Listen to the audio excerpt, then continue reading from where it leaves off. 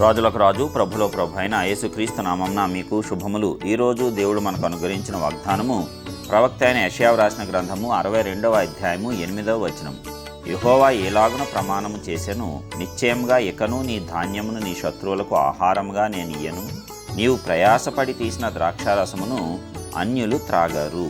ప్రియులారా, ఈ వాక్య ధ్యానాన్ని మనం గమనించినప్పుడు దేవుడు ప్రమాణం చేస్తున్నటువంటి మాట ఏంటంట, నిశ్చయముగా నీ ధాన్యమును నీ శత్రువులకు ఆహారముగా నేను ఇయ్యను, నీవు ప్రయాసపడి తీసిన ద్రాక్షారసమును అన్యులు త్రాగరు.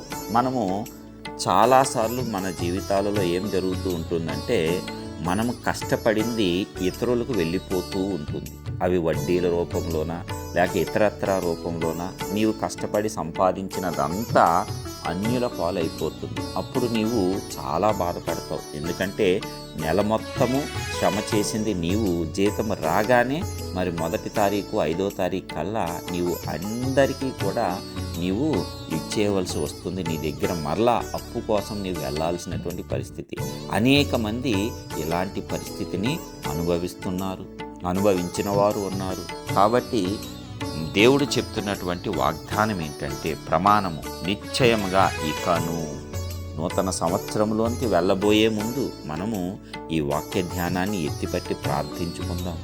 ఈ 10 దినములలో దేవుని యొక్క గొప్ప కృప కాపుదల కోసం మనం ప్రార్థిద్దాం. తప్పనిసరిగా ఆయన కార్యాలు చేసే దేవుడు, ప్రార్థనలు అంగీకరించేటువంటి దేవుడు. కాబట్టి ఇక నుండి నీ ధాన్యము నీ శత్రువులకు ఆహారముగా వెళ్ళదు, నీవు ప్రయాసపడి తీసిన ద్రాక్షరసము అన్యుల పాలవ్వదు. దేవుడు చెప్తున్నాడు, నీ కష్టార్జితము నీకే ఉండేలాగా దేవుడు చేయబోతున్నాడు.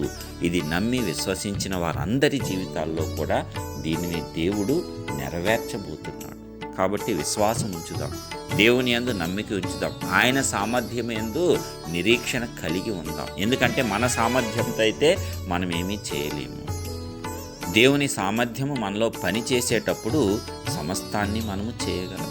కాబట్టి సమస్తానికి సరిపోగలిగినటువంటి ఆయన శక్తితో మనము ఈ కార్యాన్ని, ఈ వాగ్దానాన్ని పొందుకుందాం. ఇక నుంచి మన సంపాదన మనకే. ఇతరులకు ఇచ్చేలాగుంటే ఎలాగివ్వాలి? నువ్వు సంతోషకరంగా వారికి నీకు ఎక్కువైపోయి పెట్టేలాగా ఉండాలి తప్పిస్తే, నీవు భారభరితంగా వారికి ఇస్తూ వారికి అప్పుల పాలు అయిపోయి నీ కష్టార్జితమంతా వారి పాలైపోయి నీవు బాధపడుతూ జీవించవలసిన అవసరము ఇక లేదు. దేవుడు దానిని ఇప్పుడే కొట్టివేస్తున్నాడు. కాబట్టి నమ్ముదాము, విశ్వసిద్దాము, ధైర్యంతో ముందుకు సాగిపోదాము. ప్రార్థించుకుందాం. సర్వోన్నతుడా, గొప్ప దేవ, ప్రియ పరలోకపు తండ్రి, మీ ఘనమైన శ్రేష్టమైన నామానికి వందనాలు. ఇదిగో మరి ఒక నూతన దినమును నూతన వాత్సల్యతతో మా జీవితాలలో అనుగ్రహించిన విధానం అంతటిని బట్టి మీకే స్తోత్రాలు చెల్లిస్తున్నాం తండ్రి. మా దేవా, ప్రతిరోజు మీరిచ్చే గొప్ప వాగ్దానాలు మమ్మల్ని ఎంతగానో బలపరుస్తూ, ధైర్యపరుస్తూ, ఉత్సాహపరుస్తూ ఈ విశ్వాస యాత్రలో ముందుకు కొనసాగటానికి ఎంతగానో మాకు ఉపయోగపడుతున్నాయి. మరి మీరు వాటిని మాకు అనుగ్రహించినందుకు మరి ఒక్కసారి కృతజ్ఞతలు చెల్లిస్తున్నాం. ఇదిగో తండ్రి, మరి ఇప్పటి వరకు అనేక మంది ప్రభువా వారి యొక్క కష్టార్జితం అన్యుల పాలైపోయి ఎంతో బాధలు, ఇబ్బందులు పడుతున్నారయ్యా. మీరు మీ వాగ్దానం ద్వారా బలపరిచినందుకు స్తోత్రములు తండ్రి. మీరిచ్చిన ఈ గొప్ప వాగ్దానమును బట్టి ఇక నుండి ఇదిగో మా యొక్క కష్టార్జితము, మా చేతుల సంపాదన, మేము ప్రయాసపడింది ఏ ఒక్కటి కూడా అన్యుల పాలు కాకుండా, అది వృధా కాకుండా, దానివల్ల మాకు దుఃఖము రాకుండా ఈ దినమునే మీరు ఈ వాగ్దానం ద్వారా ఆ ప్రతి పరిస్థితిని ఆపివేయవలసిందిగా వేడుకొని ప్రార్థిస్తున్నాం. తప్పక నీవు చేయగలిగిన సమర్థుడవు కాబట్టి నీ సామర్థ్యం మీద మేము నమ్మకం ఉంచుకుంటున్నాం తండ్రి. మాకు అసాధ్యమే కానీ నీకు సమస్తము సాధ్యము కదా తండ్రి.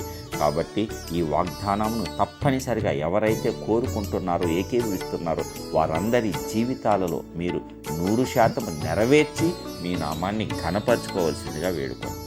ఈ రోజంతట్లో కాపాడండి, చేయబోయే ప్రతి పనిలో తోడు నీడగా ఉండండి. రాకపోకల్లో నాయన ఆశీర్వదించి నాయన అద్భుత రీతిలో ముందుకు నడిపించవలసిందిగా వేడుకొంచాం. సమస్త విషయాలు, సకల విషయాల్లో నీ ఆదరణ, నీ నెమ్మది మా అందరికీ కూడా అనుగ్రహించి మీ నామాన్ని మా ద్వారా ఘనపరచుకోండి. యేసు పరిశుద్ధ నామమున ప్రార్థించి పొందుచున్నాం పరలోకపు తండ్రి.